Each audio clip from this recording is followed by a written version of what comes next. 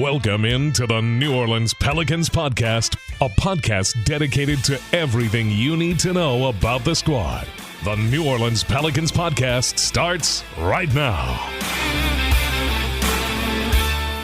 Welcome to the Pelicans Podcast. I am Joe Cardosi, joined by Juicy Jim Eichenhofer.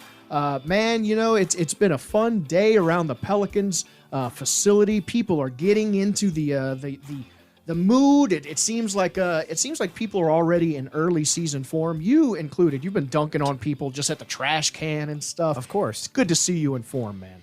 Thanks, Joe. You know, it's funny. You usually go with a vocab word that you have to go to the deep into the dictionary or something that would have shown up on the SAT. Yeah. But juicy, it reminds me of, like, should I have walked in with those booty shorts that say juicy on them? Should have. I think that would have been a really good look for me. I thought you'd like that Christmas present. You haven't worn them yet, but it's fine. It's fine. But yeah, it's Juicy Jim. Everybody knows him as that around here. We just kept it a little in-house secret. But yeah, and speaking of juicy secrets, one of our favorite people in sports media is going to be our guest today, Michelle Beadle. You may know her from her time at ESPN. She is now the host of Run It Back on FanDuel, and she is part of the Spurs broadcast team, the dreaded Spurs. It seems like every time the Spurs have a down year, it's like, when are they going to become a juggernaut again? Oh, they got Wemby. Looks like they may be on the verge of it again, my friend. Yeah, you know, I really enjoyed the Pelicans 4-0 sweep over San Antonio last season, that's great. Which was actually the first time in franchise history that the Pelicans have done that, where they had swept them before, but never 4-0, I believe, in a series. Feels like it too. So that was great. That was a lot of fun. The previous couple of years before that, the Spurs really were not a great team. They were kind of below average, and they still gave the Pelicans a lot of fits. Yeah. So I was happy to see them be down as much as they were last year. And I was hoping that was a long-term thing that we could really settle in and get used to. Throw some dirt on their grave. I don't think that's going to be the case, though. No. I think Wemby's going to revitalize that franchise. That Wemby hand reaching through the dirt like a Thriller scene or something. He is just ready. And any pop coach team is always going to be good. You know, they're at least going to give you fits. And, it's going to be exciting seeing the time of Wemby. It seems like these generational talents happen more frequently now. It used to be like, oh, there was Jordan, and then there was LeBron. And now it seems like every few years, like, oh, we had Zion. And then there's Wemby. And who knows who the next generational talent is going to be next season, probably. But it seems like we're one of those teams that has one of those cornerstones. They now have one of those cornerstones. It's going to be interesting to watch how that shakes out. But we have Michelle Beadle, who covers the team, joining us on the podcast. So excited to get to her. So let's talk to Michelle now.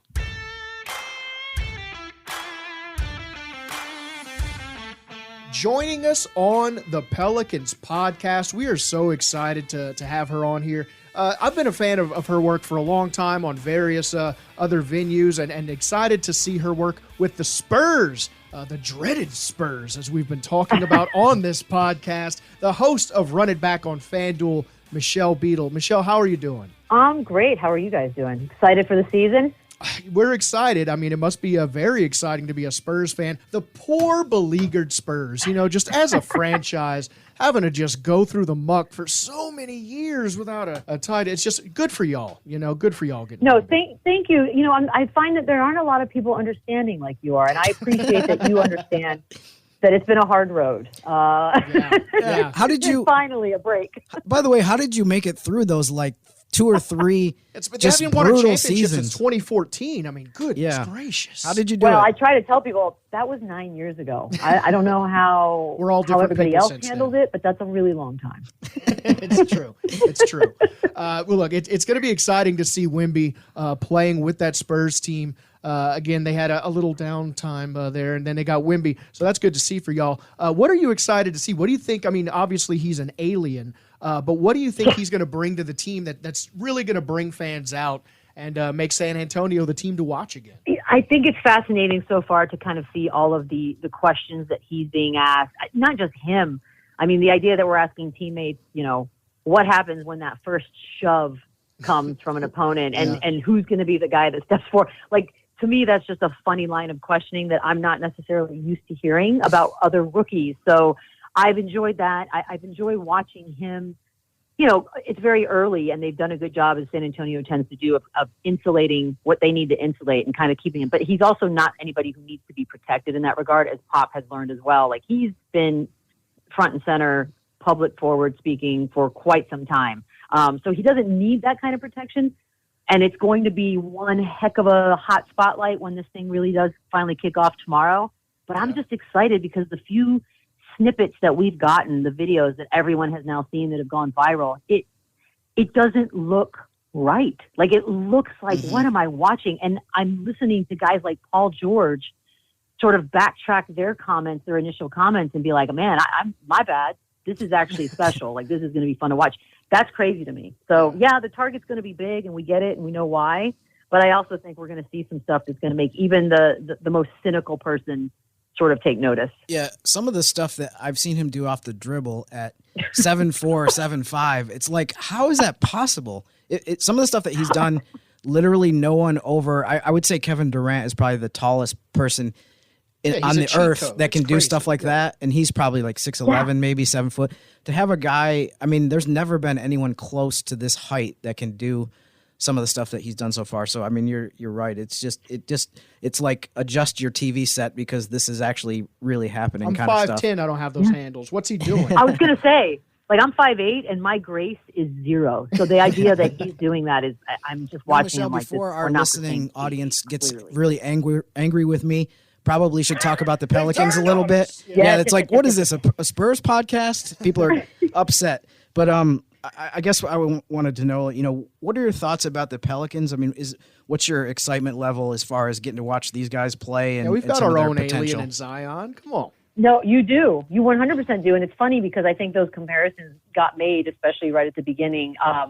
We just talked about Zion this morning. Zion's one of those guys where if you love basketball and you love watching basketball, he's someone you want to be healthy. Yeah. You want him. I mean, what we got of him last season, and I remember being at those games in person, because that's another thing with Zion, right? Like, guys like that are just different.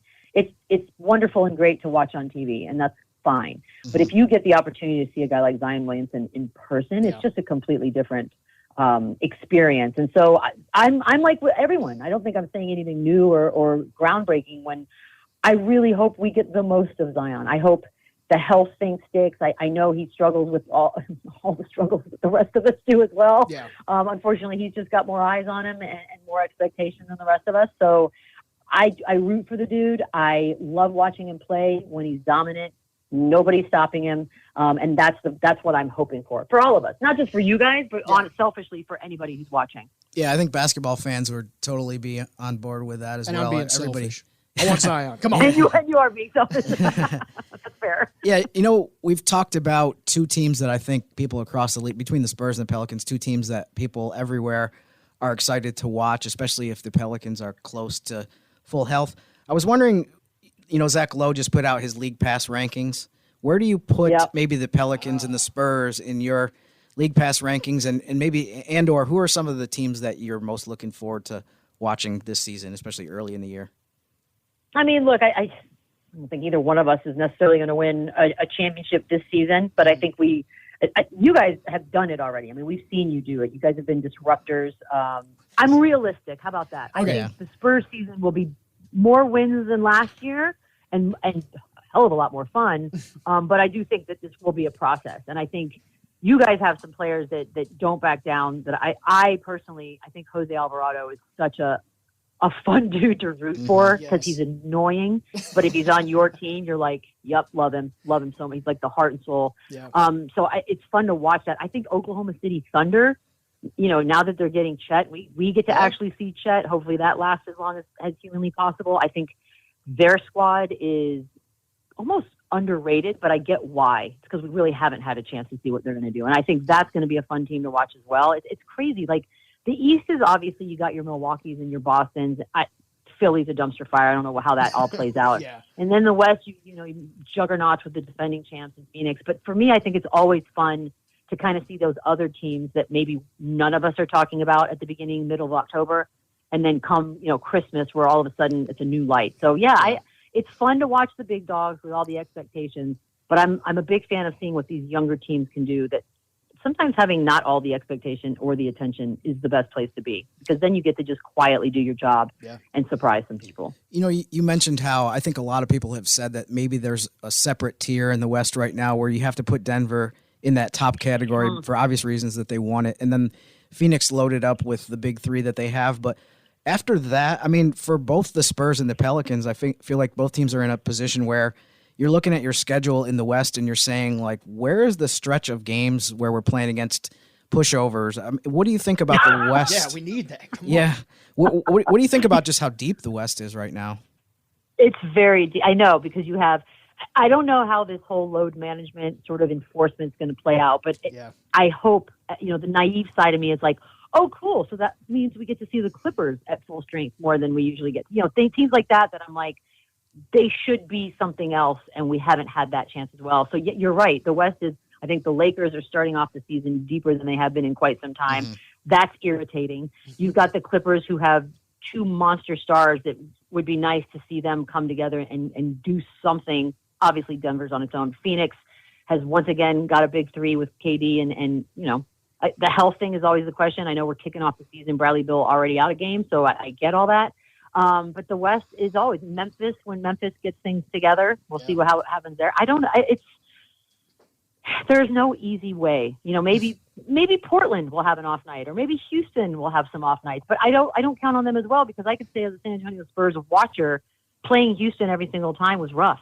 Yeah. Like they don't give up. They're athletic. They're young. They're hungry. So there's no gimmies in this league. Yeah. And even if I were to pick one, well, then I'm the jerk, and then those people come after me. So, I'm not doing that. Yeah, don't put the target on your back. That's fine. We understand. Look, and I think the Spurs are going to be in an interesting place. As you said, Chet Holmgren, too, going to be nice to see some eyes on him. But the Pelicans are sort of used to not having eyes on us. It's a small market team, and as a youthful team that is still sort of experiencing some growing pains. But that's sort of where you hope that maybe some teams overlook us. Maybe we can surprise some teams in the West. Because, you look at that slate, and it's an absolute murderer's row. So they're going to have to grow up real quick or learn some hard lessons fast, it seems like. Look, and you guys you're in great hands with CJ McCollum. He's one of my favorite people in this league. Got to work with him at ESPN when we would come in the studio and do some of that stuff. So as far as vets go in this business and who you would want to sort of hand over the young guys to, I don't think you could have asked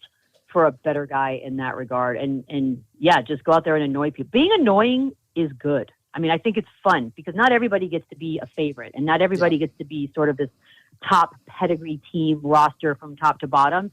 Some people just have to be the annoying little brother who actually comes in and causes problems. I kind of love that role. I think that role is fun and feisty, and fans sort of gravitate towards those stories. So I've always been a big fan of that play.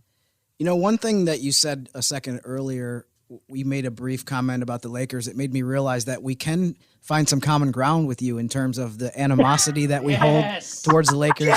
When you said that, that the fact that they're deeper than ever is very annoying. I feel like maybe the next time the Pelicans play the Lakers, we can have you on as like the Lakers correspondent, but it's all just negative stuff about the Lakers. There's like no professionalism in my report. It's just absolute just one fan saying a bunch of words that aren't nice. A beer helmet on. That's fine. It's New Orleans, Yeah, we were actually looking at the fashion comparisons that Shams was doing, and we saw the Michelle Beadle Nikola Jokic Shams fashion comparison. That seemed like it was right up your alley, because he's a cool guy, but he's not trying too hard to be cool. Seems like it might be your vibe. I might actually.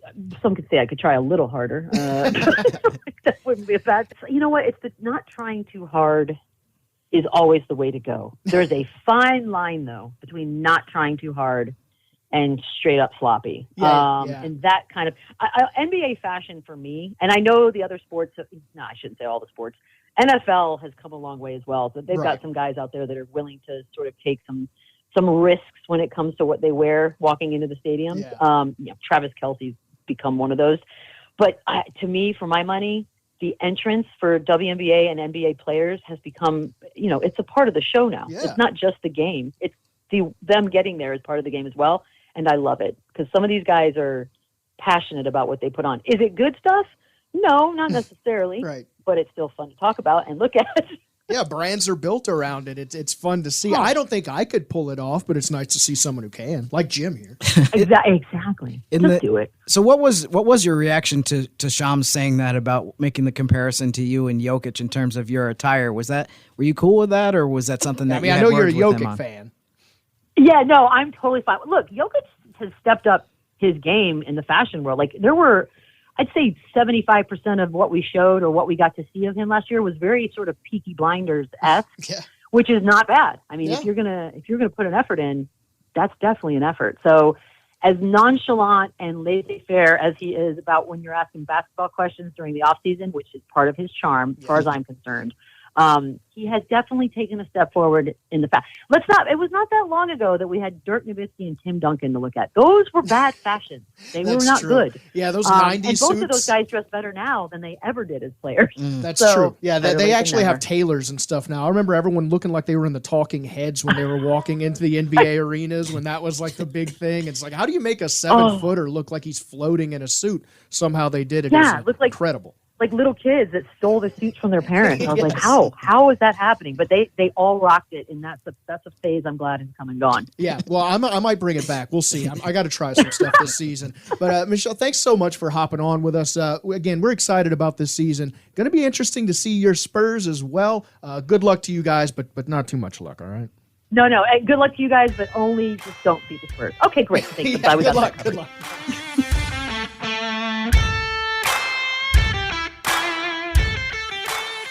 Oh man, that was fun. That's my kind of guest, Jim. Just a fun time. Michelle Beadle, give her a follow over on X, Twitter, whatever you want to call it, at Michelle D. Beadle. Here we go. As I look at the calendar, as I pronounce it, it is a Western Conference Wednesday, it seems. Western Conference Wednesday. I knew there was something going on in this room. The atmosphere was different. I knew there was changed. It changed, man. It got a little more intense. Now I know. Mm-hmm. The strobe light, I think, is a useful touch. Thanks for that. Yes, it is. The first of many Western Conference Wednesdays. 20 plus Western Conference Wednesdays we're going to have throughout the regular season. So, yeah, I kind of want to change the format a little bit from what we did last season. Last season, I would usually kind of talk about which games are taking place tonight, but I feel like the timeliness part of that isn't always great because, people have busy lives. They can't always listen to it immediately. And there's a lot of when games. we post it. Right. Yeah. There's a ton of games. So, but for one of the, for the first week of this year, I actually put a poll out on X and I listed 4 teams: Houston, OKC, Portland, and San Antonio. And I said, which young West team attempting to make a return to the NBA playoffs will you watch the most on League Pass this season? Mm-hmm. The Thunder were the winners of this poll, or at least the leaders, and with just over 50% of the votes. The Spurs have 40% as I discuss this right now. I wonder if there's some hate bias there with the local market. Who knows? Possibly. Yeah. Houston and Portland actually got a very minimal number of votes, which was a little bit surprising, but when you consider that Oklahoma City has Chet Holmgren coming into play, and they already were a pretty fun team, and the Spurs have Wemby. Maybe I shouldn't have been too shocked that those two were lapping the field in terms of votes. But in terms of the Thunder, and again, new format this year, my Western Conference Team of the Week there we go. For Western Conference Wednesday in the first edition of this is going to be the Oklahoma City Thunder. Basically, I mean, for one thing, they're one of those teams where they finished 2 games behind the Pelicans last season. They played them in the play-in tournament. Yep. I think in general, I feel like a lot of people are predicting that these 2 teams will be close to each other in the standings. So I think that makes them, for a lot of reasons, a team to watch and a team that New Orleans fans should be monitoring throughout the season. Yeah. In terms of their opening week of the schedule, they have some tasty, juicy matchups. If I can go back to the juicy there we go. Chef reference. Jim here. They start with a game at Chicago. Then Friday, they're at Cleveland. Very good team. Made the playoffs last year. Sunday, they have the defending champion Nuggets in OKC. Monday, they back-to-back against Detroit. And then next Wednesday, they actually host the Pelicans, kind of to tie this all together. Yeah. So I'm curious to see how they do, the Thunder, in the first week of the season, especially. That's a stretch. In the games against Cleveland and Denver. So when we revisit this a week from now, we'll be able to say, hey, we'll be able to look back and say, maybe this team is even better than a lot of the optimistic predictions have been for them so far. Yeah, that's what we're hoping for. Jim is a gambling man. I'm willing to roll the dice with him anytime. I want to see how this shakes up because, again, we talked about it on other podcasts. This is not an easy schedule to kick off this season, and it seems like the Western Conference is just as loaded as it's ever been. So we're going to see the mettle of this Pelicans team early. And I'm excited, man. We are in regular season form. Check us out again on Friday. We have Mr. Mark Spears of ESPN and the Anscape. Local guy, Mark Spears from the New Orleans area. We're excited to hear his takes on the Pelicans, the NBA in general. Always great to hear from him, so tune in to that. We will talk to you once again then. For Mr. Jim Eichenhofer, I am Joe Cardosi, and until then... Thanks for listening to the New Orleans Pelicans Podcast. Join us 3 times per week on Pelicans.com, the Pelicans mobile app, or you can subscribe to the podcast on iTunes. We'll see you next time right here